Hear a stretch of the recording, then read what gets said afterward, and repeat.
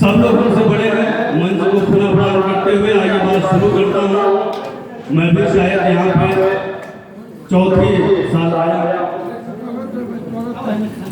शीश गंगाधारी गले विस्फारधारी त्रिपुरारी भयधारी को नमन करता हूँ। शीश गंगाधारी गले विस्फारधारी त्रिपुरारी भयधारी को नमन करता हूँ मैं। और बिल्व पत्र भंग संग कनक आहारी मृगलिंग चंद्रधारी को नमन करता हूँ। क्या बात है, क्या बात है। और टीवी की डम डम डम बाजे से डमरू के धुन को नमन करता हूँ मैं। और जलधारी करे डंडी पे सवारी जटाधारी दुखधारी को नमन करता हूँ। और किसको नमन करने का मन होता है मित्रों? घुटने बदन को सांस की जरूरत है, शौर्य शक्ति वाले इतिहास की जरूरत है, और जन जन में भरे जो जोश क्रांतिकारियों सा ऐसे जननायक सुभाष की जरूरत है। क्या था सुभाष चंद्र बोस जी? जो बबर शेर सादा हारता रहा ऐसा साहसा में शौर्य जोश को नमन है। जो बबर शेर सादा हारता रहा ऐसा साहसा में शौर्य जोश को नमन है। और खुद को मुझे तुम्हें आजादी दे के मैं रहूंगा राष्ट्र के महान घोष को नमन है। और जिसने ब्रिटिश साम्राज्य तार किया शौर्य शक्ति वाले उस रोष को नमन है। और झुकने दिया नहीं तो भारतीय के भाल को नेताजी सुभाष चंद्र बोस को नमन है।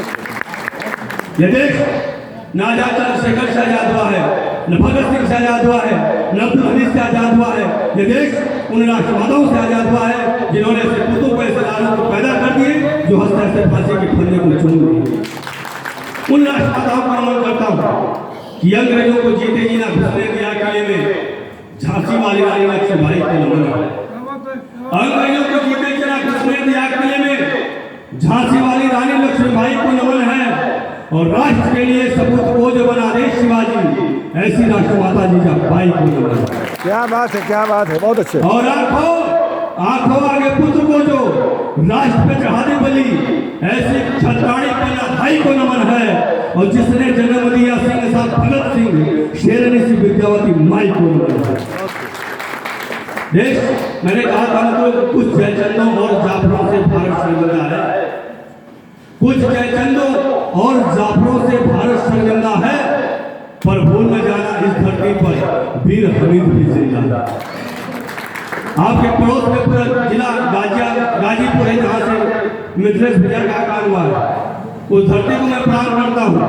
वो धरती पूरे मानचंद्र के अजर अमर हो गई क्योंकि वहाँ का एक लाल 65 के युद्ध में भले वो तिरंगे में लिपट कर आता है लेकिन इस मातृभूमि का मस्तक ऊंचा करके आता है। इसका नाम होता है बेलपुर हमीद।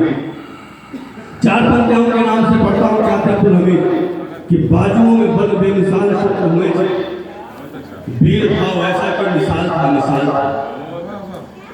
बाजुओं में बल बेमिसाल शस्त्र हुए थे, वीर भाव ऐसा कि मिसाल था मिसाल था। और बड़े बड़े योद्धाओं को पल में पछाड़ दिया गाजीपुर का लाल तो धमाल था। और जंग में लड़ा तो युद्ध यूं लड़ा कि जैसे भी दुश्मनों की खातिर सवाल था। और जिसने अजय टैंक पल में ध्वंस किए अब्दुल हमीद को कमाल था। जब उसका शव तिरंगे में लिपट जाता तो उसकी माँ की आंखों में आंसू नहीं होते हैं। उसकी माँ उसके मित्रों से पूछते खुदा मेरा बेटा कैसे लड़ा। जब ये लड़ा तो इसके आंखों के डोरे लाल लाल थे कि नहीं। जब ये लड़ा तो इसके माथे की फुर्ती तनी हुई थी कि नहीं। जब ये लड़ा तो शत्रुओं की आंखों में खौफ था कि नहीं। उसके माँ से जो उसके मित्रों ने जवाब दिया उसको मैंने 4 पंक्तियों में पढ़ा कि बैरियों की छातियों पर युद्ध बेमिसाल लड़ा, द्रोहियों के चेहरे बिगाड़ आया। बैरियों की छातियों पर युद्ध बेमिसाल लड़ा, द्रोहियों के चेहरे बिगाड़ कर आया है।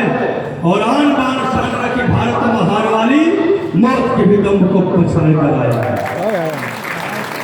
और एक हाथ गीता लो दूजे में कुरान रही, सिंह रणभूमि में दहाड़ कर आया है। और एक शीश माँ के चरणों में बाद में चढ़ाया पहले, बाद में तिरंगा भी गाड़ कर आया।